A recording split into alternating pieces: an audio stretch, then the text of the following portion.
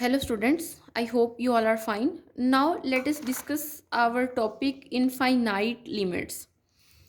Infinite limits means infinity, negative infinity as a limits. Means sometimes our function approaches a particular number x naught means a particular number, and our functional value goes to infinity means our function goes large and large and we couldn't get any particular answer for this.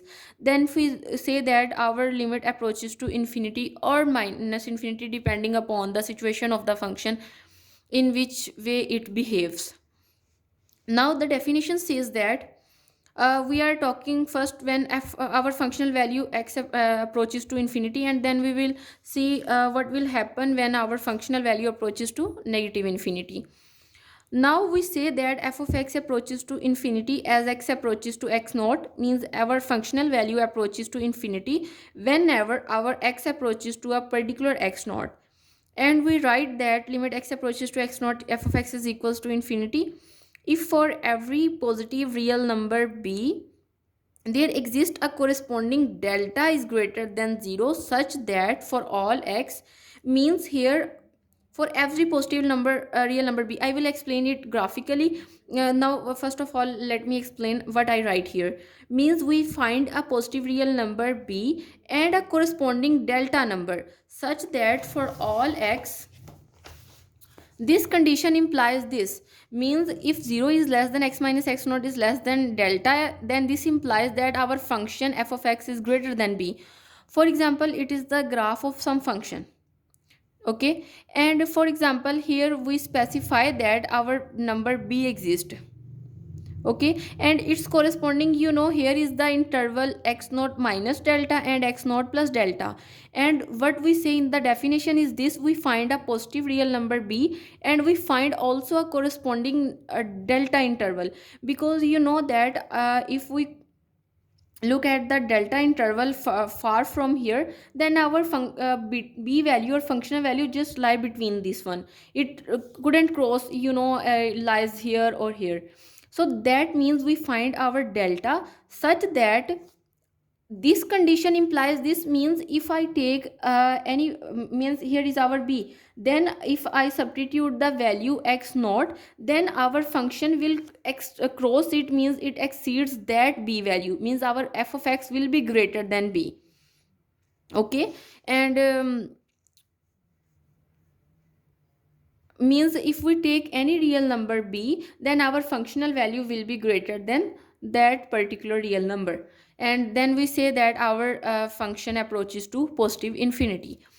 Now in the same way we say that f of x approaches to negative infinity as x approaches to x naught, and write limit x approaches to x naught f of x is equal to negative infinity for every negative real number negative b there exists a corresponding delta interval such that this condition holds. And it also implies, like in the previous example, here our, for example, here is our x-axis and this is our y-axis. Okay, don't confuse with this line. And for example here I take a number negative b. Now for any positive real number our functional value will be greater than this number. Okay, and here is obviously this is the delta interval that we specify here. But if we select any real number, and b can be very small number, can be very large number, but our functional value after b will get arbitrarily large, and we say that it approaches to negative infinity, because here are we on a negative side, because this is positive x-axis and this is negative negative y-axis, and this is positive y-axis and this is negative y-axis, and we are on the negative side. That's why we say that it approaches to negative infinity. Now let us look at its particular example. For example, example says that using definition of infinite limits, prove that limit x approaches to 0 1 over x square is equals to infinity. Now given b is greater than 0, what we say in the definition, that for a given particular number b is greater than 0, we find that delta is greater than 0, and that I write here. Given b is greater than 0, we want to find delta is greater than 0, because we just right here that b is greater than 0, and obviously we want to find delta is greater than 0 such that this condition holds. And this here I am using the definition for positive infinity, because here we have a positive infinity, not negative infinity. So we couldn't use this definition here, I just used the previous definition. Okay.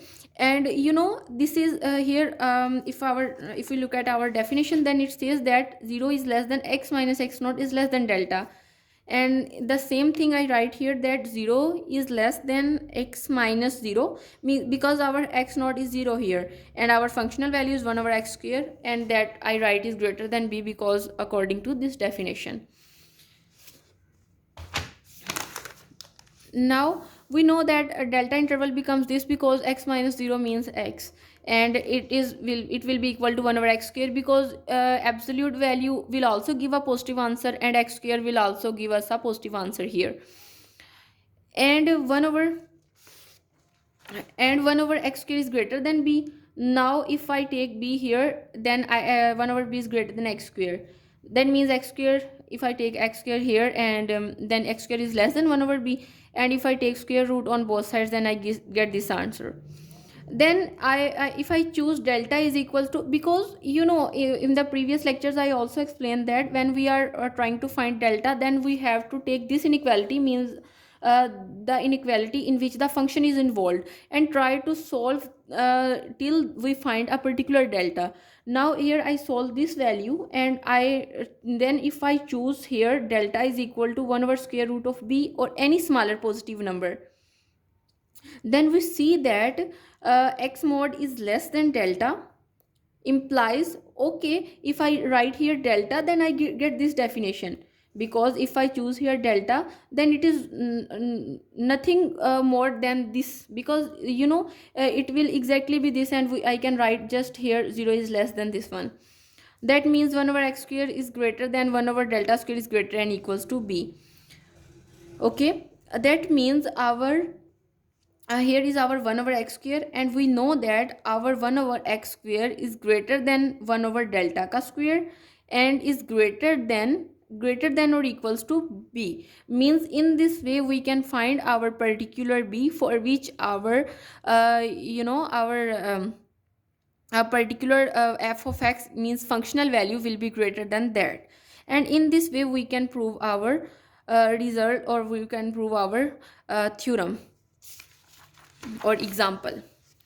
And in the today's lecture I talk about infinite limits, and also one of example of infinite limits, and how we can apply the definition of an infinite limits.